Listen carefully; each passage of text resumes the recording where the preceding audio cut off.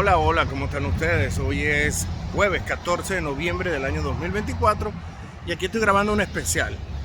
Mañana voy a grabar otro sobre mi opinión sobre los nombramientos, cómo está temblando no solo la estirpe demócrata, sino los reinos republicanos y los generales incapaces del Pentágono. DC es hoy una revolución, pero hoy me voy a dedicar a algo más breve. Voy a dejar en inglés para evitar que me vuelvan a censurar. Bueno, disculpen, antecedente. La semana pasada bajé un video donde hablaba de Trump, Venezuela. El programa estuvo 3 días y alguien me llamó y me dijo: Abelardo, te bloquearon el programa. A mí no me llegó ningún aviso, no me llegó ninguna notificación. Y cuando abrí el programa, ciertamente lo habían bajado. Como se llama aquí, strike. Mi primer strike en tanto tiempo. Me habían jodido por me habían censurado de forma indirecta con la monetización, pero ahora fue directo. Esta gente no está muerta, no está vencida, van a echar más vaina que nunca. Y los reinos también.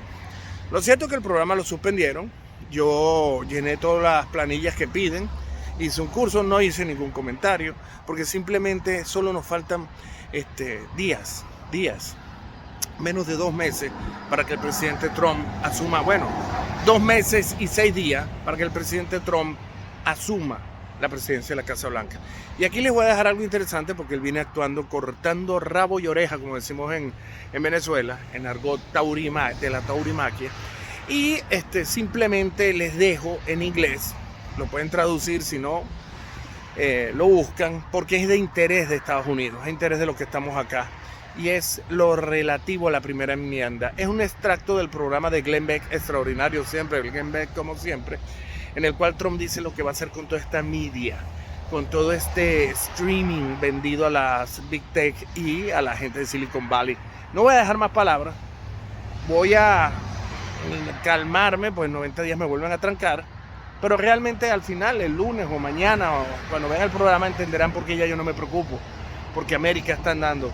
Eso de Make America Great Again no es America Great Again. Estamos en eso, lo estamos sintiendo, lo vemos los que estamos en la calle y simplemente estamos apoyando al presidente Trump.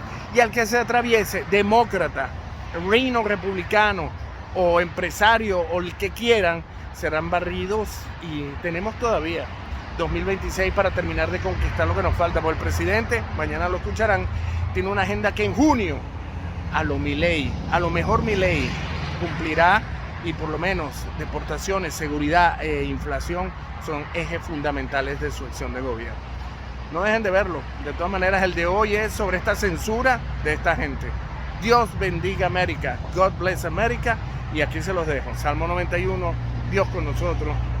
Nada que temer. Then we just don't have a free country. It's as simple as that.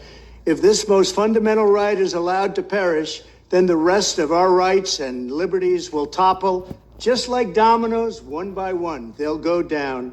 That's why today I'm announcing my plan to shatter the left-wing censorship regime and to reclaim the right to free speech for all Americans. And reclaim is a very important word in this case because they've taken it away. In recent weeks, bombshell reports have confirmed that a sinister group of deep state bureaucrats, Silicon Valley tyrants, left-wing activists, and depraved corporate news media have been conspiring to manipulate and silence the American people. They have collaborated to suppress vital information on everything from elections to public health. The censorship cartel must be dismantled and destroyed, and it must happen immediately. And here's my plan. There you go. First, within hours of my inauguration, I will sign an executive order banning any federal department or agency from colluding with any organization, business, or person to censor, limit, categorize, or impede the lawful speech of American citizens. I will then ban federal money from being used to label domestic speech as mis- or disinformation.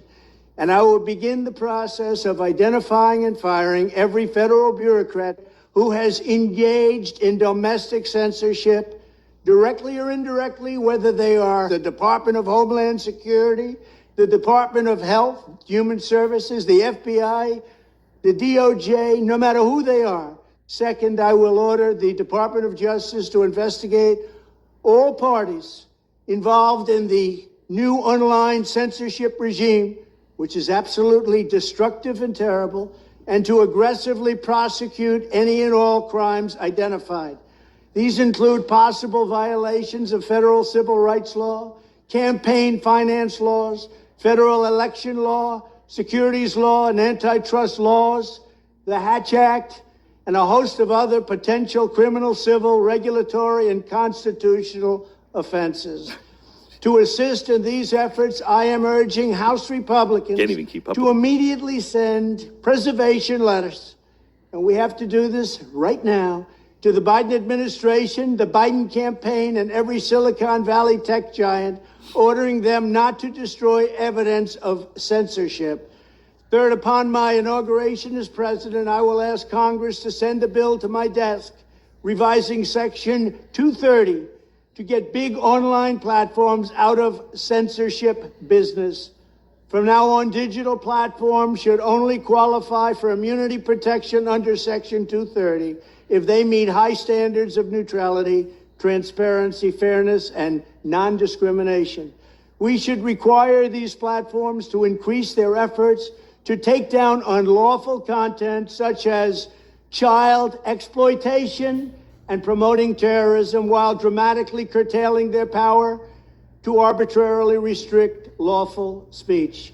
Fourth, we need to break up the entire toxic censorship industry that has arisen under the false guise of tackling so-called mis- and disinformation. The federal government should immediately stop funding all nonprofits and academic programs that support this authoritarian project.